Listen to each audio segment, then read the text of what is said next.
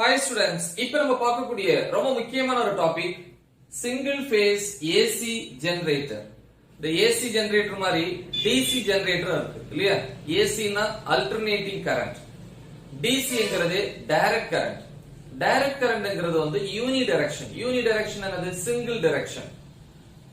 ACங்கிறது alternating current சொன்ன இது bi direction. பைனா ரெண்டு டைரக்ஷன். See, இந்த ஜெனரேட்டருக்கு இன்னொரு பேர் கூட இருக்கு. என்ன அப்படின்னா அல்டர்னேட்டர் அப்படின்னு சொல்லுவோம். சோ இதே மாதிரி வீடியோ வந்து ஏற்கனவே நம்ம வந்து அப்லோட் பண்ணியிருக்கோம். பட் அது வந்து நியர்லி 25 to 30 மினிட்ஸ் இருக்கும். ஸ்பாட்லயே வந்து டயகிராம் டிரா பண்ணி நம்ம டீடைலா எக்ஸ்பிளைன் பண்ணதுனால அந்த டைம் வந்திருக்கும். சோ அப்ப டைமை குறைக்கணும் அப்படின்னு நிறைய ஸ்டூடெண்ட்ஸ் கேட்டதுனால ஃபர்ஸ்ட் இந்த டயகிராம் டிரா பண்ணியிருக்கோம். அது மட்டும் இல்ல, அதுல இருக்கிறத விட நிறைய இன்ஃபர்மேஷன் வந்து இதுல இருக்கும். ரைட்? சோ அதனால இந்த வீடியோ உங்களுக்கு ரொம்ப யூஸ்ஃபுல்லா இருக்கும். எக்ஸாம் பாயிண்ட் ஆஃப் வியூல ரொம்ப ரொம்ப முக்கியம். சோ இப்ப அல்டர்னேட்டர், அல்டர்னா சேஞ்ச் பண்ணக்கூடியது இல்லையா? எதை சேஞ்ச் பண்ணோம். அதனால இதுக்கு இன்னொரு பேர் கூட சொல்லுவாங்க, கன்வர்ஷன் டிவைஸ் சொல்லுவாங்க. கன்வர்ஷன்னா கன்வெர்ட் பண்றது இல்லையா? எதை கன்வெர்ட் பண்ணோம்? மெக்கானிக்கல் எனர்ஜிய எலக்ட்ரிக்கல் எனர்ஜிய கன்வெர்ட் பண்ணோம். அதாவது மெக்கானிக்கல் எனர்ஜிய யூஸ் பண்ணி என்ன பண்ணோம் அப்படின்னா இதுக்கு பேர் தான் வந்து ஃபீல்டு மேக்னெட். என்ன அப்படிங்கறத நான் அப்புறம் சொல்றேன். ஃபீல்டு மேக்னெட்டையோ இல்ல நார்மலா ஒரு ஆர்மேச்சர், ஆர்மேச்சர் அப்படின்னா ரொட்டேட்டிங் காயில். சோ ஆர்மேச்சரையோ இல்ல ஃபீல்டு மேக்னெட்டையோ மெக்கானிக்கல் எனர்ஜி யூஸ் பண்ணி ரொட்டேட் பண்ணோம் அப்படின்னா ஃபைனலா நமக்கு என்ன கிடைக்கும்? எலக்ட்ரிக்கல் எனர்ஜி வந்து கிடைக்கும். சோ எப்படிங்கறத நம்ம டீடைலா இங்க பாப்போம். ரைட்? சோ அதனால இதுக்கு பேர் என்னது? Conversion device, mechanical energy into electrical energy. சரி, the next இதோட principle என்ன அப்படின்னா electromagnetic induction இல்லையா? சொல்ல நோட் பண்ணிக்கிறேன். principle அப்படின்னா electromagnetic induction அப்படின்னா என்ன ஏற்கனவே பார்த்திருப்போம். according to Faraday's laws of electromagnetic induction என்ன formula? EMF psi is equal to d phi b by dt. Here negative sign எதை மீன் பண்ணோம்? சோ ஃபர்ஸ்ட் அதுக்கு முன்னாடி சொல்லிடுறேன். அதாவது டைமை பொறுத்து ஒரு காயில்ல, அதாவது காயில்னா தெரியுங்க, இந்த ஒரு காயில் இருக்குல்ல, ஒரு ரெக்டாங்குலர் காயில். ஓகே, டைமை பொறுத்து ஒரு காயில்ல லிங்க் ஆகக்கூடிய மேக்னெட்டிக் ஃப்ளக்ஸ் வந்து சேஞ்ச் ஆச்சுன்னா, see டைமை பொறுத்து காயிலோட லிங்க்ல இருக்கக்கூடிய மேக்னெட்டிக் ஃப்ளக்ஸ் சேஞ்ச் ஆயிருச்சு அப்படின்னா அந்த காயில்ல வந்து EMF வந்து இன்டியூஸ் ஆகும். சோ அந்த EMF க்கு பேர் தான் induced EMF. So that process is called what? Electromagnetic induction. So இதான் வந்து பிரின்சிபிள். சரி, இந்த சிங்கிள் ஃபேஸ் AC ஜெனரேட்டர்ல வந்து பாத்தீங்கன்னா எத்தனை ஆர்மேச்சர்னா ரொட்டேட்டிங் காயில் சொல்லுவோம். சோ இங்க காயில் என்ன ஷேப்ல எடுத்திருக்கோம் அப்படின்னா இந்த இருக்குல்ல ரெக்டாங்குலர் ஷேப்ல எடுத்திருக்கோம். சோ ரெண்டு விதமா வந்து நம்ம என்ன பண்ணலாம் அப்படின்னா எலக்ட்ரிக்கல் எனர்ஜி வந்து கிரியேட் பண்ணலாம். ஒன்னு இந்த இருக்கு இல்லையா ரெக்டாங்குலர் காயில் PQRS இந்த மாதிரி இருக்குன்னு வச்சுக்கோமே இல்லையா? இந்த இருக்கு இல்லையா ரெக்டாங்குலர் காயில் என்னது? PQRS. இந்த மாதிரியான ரெக்டாங்குலர் காயில் ஐ மீன் ஆர்மேச்சரை ரொட்டேட் பண்ண வச்சு என்ன பண்ணலாம்? ரொட்டேட்னா இந்த மாதிரி கிடையாது, இந்த மாதிரி ரொட்டேட் பண்ண வச்சு என்ன பண்ணலாம்? எலக்ட்ரிக்கல் எனர்ஜியை கிரியேட் பண்ணலாம். ஏன்னா அதுல வந்து மேக்னெட்டிக் ஃப்ளக்ஸ் சேஞ்ச் ஆகும்போது EMF வந்து இன்டியூஸ் ஆகும் அப்படின்னு சொல்லி படிச்சிருப்போம். இன்னொரு மெத்தட் என்ன அப்படின்னா ஆர்மேச்சர் வந்து ஃபிக்ஸ்டா வச்சுட்டு இதா இருக்கு இல்லையா ஃபீல்டு மேக்னெட்ஸ், இந்த ஃபீல்டு மேக்னெட்டை என்ன பண்ணலாம் அப்படின்னா ரொட்டேட் பண்ண வைக்கலாம். அப்படி ரெண்டு வழி இருக்கு. ஒன்னு ஆர்மேச்சரை ரொட்டேட் பண்ணுவோம், ஃபீல்டு மேக்னெட்டை ஃபிக்ஸ் பண்ணுவோம். இல்ல அப்படின்னா ஆர்மேச்சரை ஃபிக்ஸ் பண்ணி வச்சுட்டு ஃபீல்டு மேக்னெட்டை ரொட்டேட் பண்ணோம் அப்படின்னா நமக்கு எலக்ட்ரிக்கல் எனர்ஜி கிடைக்கும். கரெக்ட்டா? அதனால தான் உங்களுக்கு அந்த இன்ட்ரோடக்ஷன்லயே கொடுத்திருப்பாங்க, mechanical energy is used to rotate the field magnet or armature இல்லையா? ஏதாவது ஒண்ணு ரொட்டேட் பண்ணோம் அப்படின்னா எலக்ட்ரிக்கல் எனர்ஜி கிடைக்கும். பட் இந்த டாபிக்ல நம்ம என்ன பண்ண போறோம் அப்படின்னா ரெக்டாங்குலர் காயிலை வந்து ஃபிக்ஸ் பண்ணி வைக்க போறோம். ஃபீல்ட் மேக்னெட்டை மட்டும் தான் என்ன பண்ண போறோம்? ரொட்டேட் பண்ண வைக்க போறோம். Is it clear? Okay. So அப்ப சிங்கிள் ஃபேஸ பொறுத்த வரைக்கும் இதுல ஒரே ஒரு ஆர்மேச்சர், இதுல வந்து ரெண்டு கண்டக்டர்ஸ் இருக்கு பாருங்க, PQRS. சோ இது என்ன பண்ணிருப்போம் பாருங்க, சீரிஸா கனெக்ட் பண்ணிருப்பாங்க. சரியா? ஓகே. சோ அப்ப இதுல ஒரே ஒரு காயில் மட்டும் தான் இருக்கு. சோ அதனால சிங்கிள் ஃபேஸ். சோ இதுல நம்பர் ஆஃப் கண்டக்டர்ஸ் இன்கிரீஸ் பண்ணி சீரிஸா கனெக்ட் பண்ணி இன்னும் இதுல வந்து இது ஒரு ரெக்டாங்குலர் காயிலா, இன்னொரு ரெக்டாங்குலர் காயில் எடுத்தீங்கன்னா 2 ஃபேஸ், மூணு ரெக்டாங்குலர் காயில் இருந்துச்சுன்னா 3 ஃபேஸ். சோ அது எதுக்காக இன்க்ரீஸ் பண்றாங்க? நிறைய வந்து அதாவது more amount of induced EMF produce பண்ணனும் அப்படினா நம்பர் ஆஃப் ஆர்மேச்சர்ஸ் வந்து இன்க்ரீஸ் பண்ணனும். சரியா? ஓகே. சோ அப்ப இந்த விஷயத்துக்கு வருவோம். ஃபர்ஸ்ட் இதுல என்னெல்லாம் இருக்குன்னு பாருங்க. இதா இருக்கு இல்லையா? இதுக்கு பேரு தான் வந்து ஸ்டேட்டார் கோர்னு சொல்லுவாங்க. ஸ்டேட்டார் அப்படினா நிலை, அதாவது நிலையா இருக்கக்கூடியது, அது ரொட்டேட் ஆகாது, ஃபிக்ஸ்டா இருக்கக்கூடியது. பட் இது என்ன ஷேப் அப்படினா சிலிண்ட்ரிக்கல் ஷேப். சிலிண்டர் அப்படினா பாருங்க, முன்னாடி பார்க்கும்போது ஸ்பியர் மாதிரி தான் தெரியும் இந்த ஷேப். அப்ப இங்க மொத்தமா பாத்தீங்க அப்படினா ஓவரால் பாத்தீங்கன்னா என்ன ஷேப்? சிலிண்டர். இந்த மாதிரி தான் இருக்கும். The next வந்து பாத்தீங்க அப்படினா இதுல நிறைய ஸ்லாட்ஸ் இருக்கும். ஸ்லாட்ஸ் என்னது? வரித்துளைன்னு சொல்லுவாங்க. இத பாருங்க, இது வந்து இந்த ஸ்டேட்டார் கோர்னு வச்சுக்கோமே, இல்ல அப்போ இந்த மாதிரி இருக்கும்.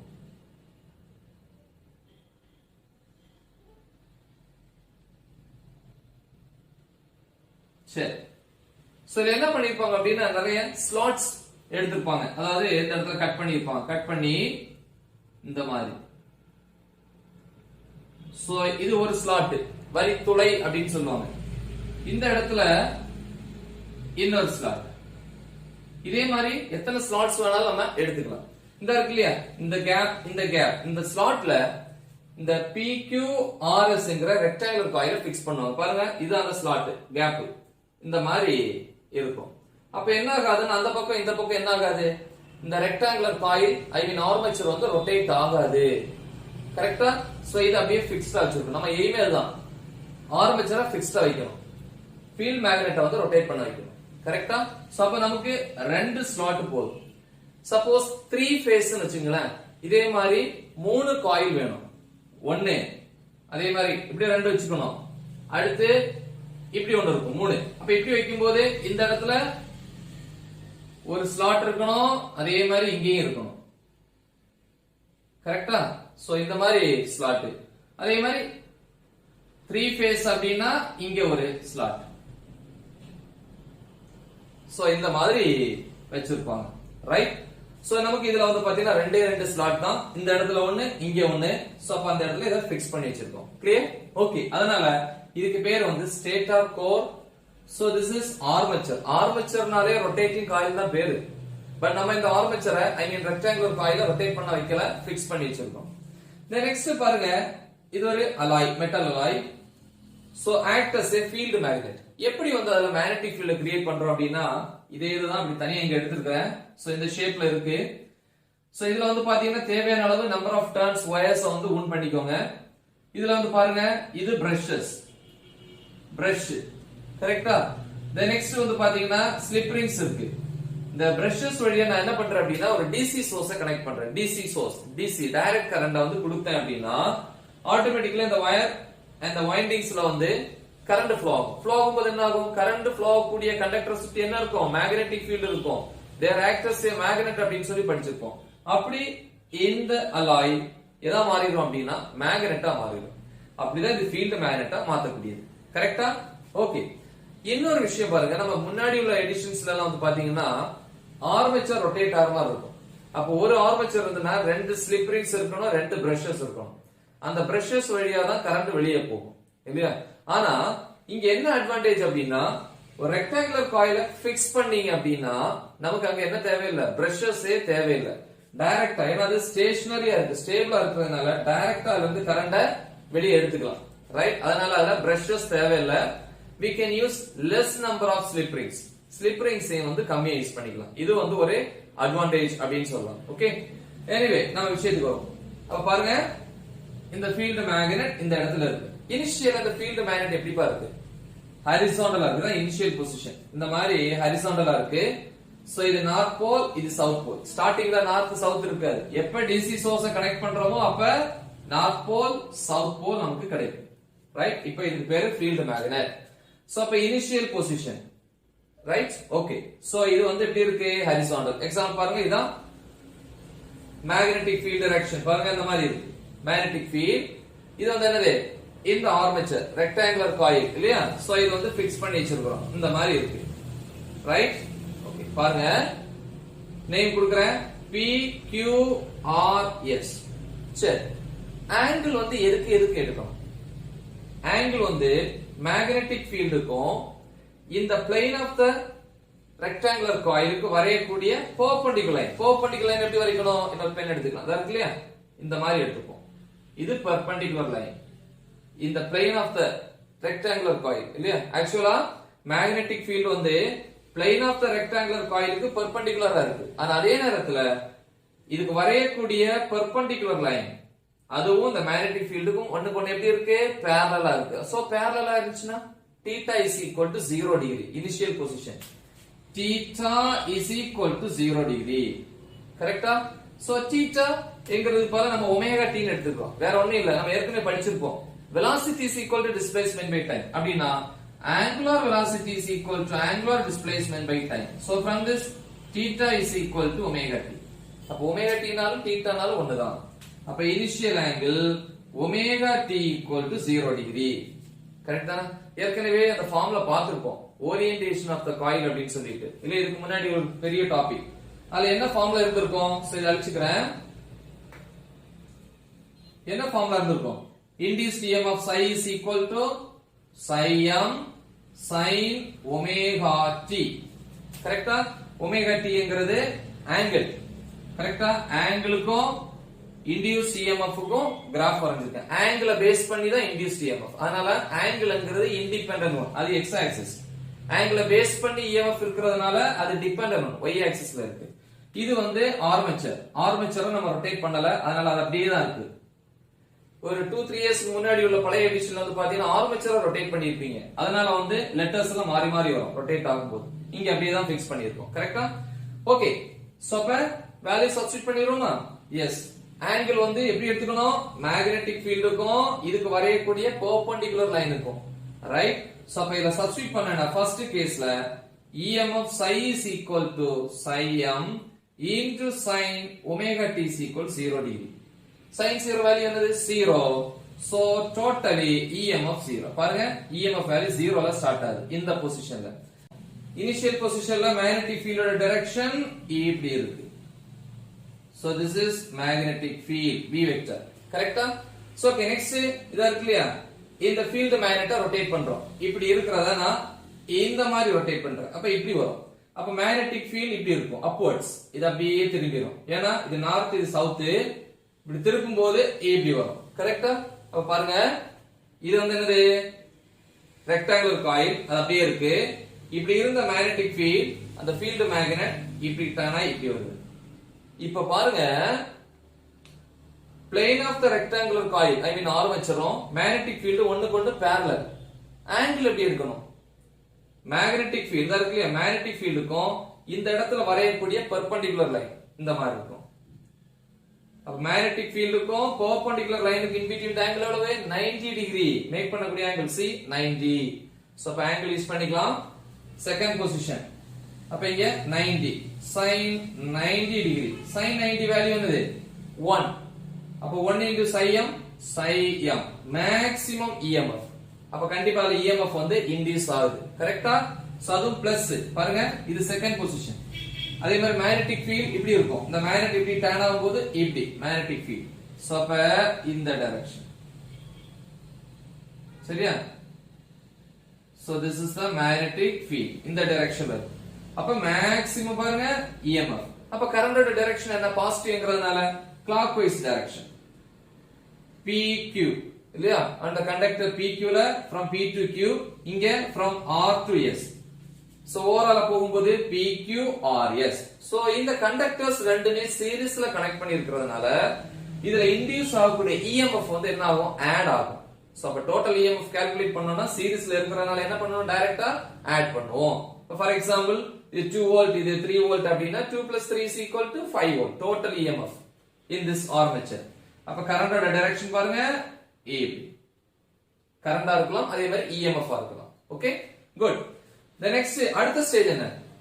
இப்போ முதல்ல எப்படி இருந்துச்சு மேக்னெட், அடுத்து இப்படி இருக்கு மேக்னெட், இப்போ மேக்னெட் இப்படி மாறிடும். ஐ மீன் இந்த மாதிரி இருக்கு. அப்ப மேக்னெட்டிக் ஃபீல்டோட டைரக்ஷன் இப்படி. கரெக்ட்டா? this is what magnetic field இப்படி இருக்கு. வரைஞ்ச பெர்பெண்டிகுலர் லைன் எப்படி இருந்துச்சு? இந்த பக்கம் தான இருந்துச்சு. எப்படி இருந்துச்சு?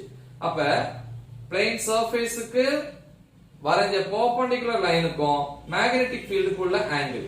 சரியா? இது perpendicular லைன். perpendicular லைன் இந்த பக்கம் இருக்கு, மேக்னெட்டிக் ஃபீல்ட் இந்த பக்கம் இருக்கு, B வெக்டார், ஆங்கிள் இங்க இருந்து இங்க. சோ எவ்வளவு? 180 டிகிரி. தேர்ட் பொசிஷன் இல்லையா?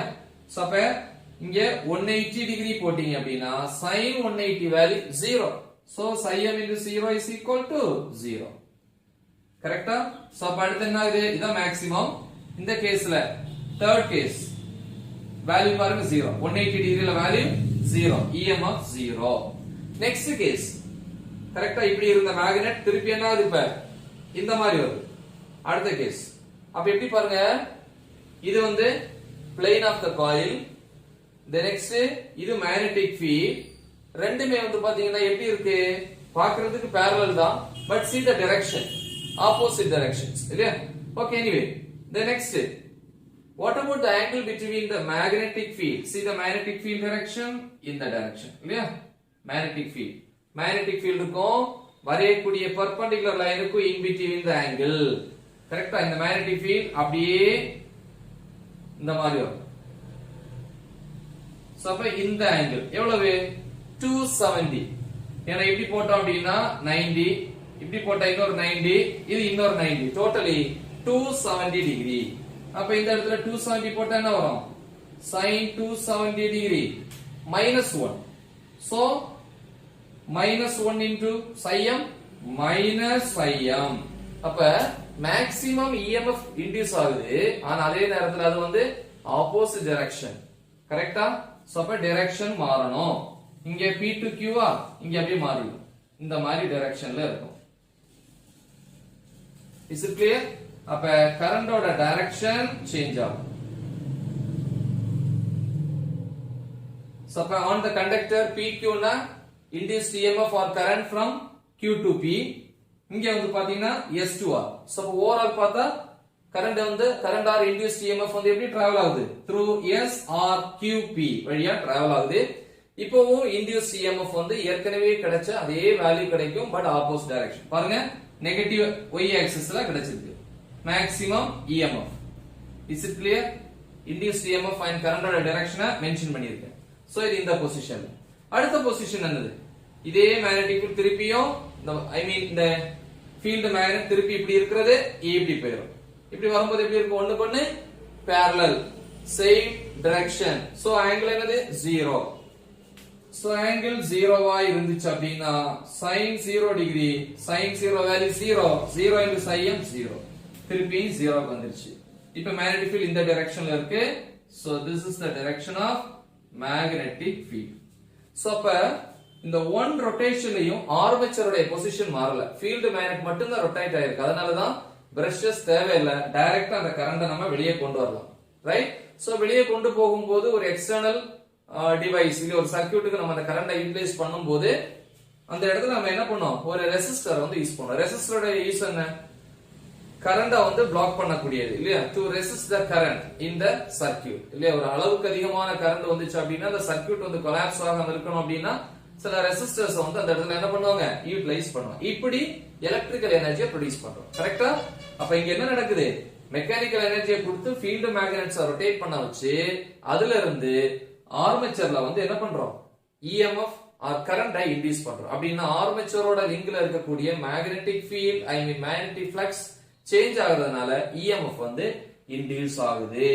கரெக்ட்டா?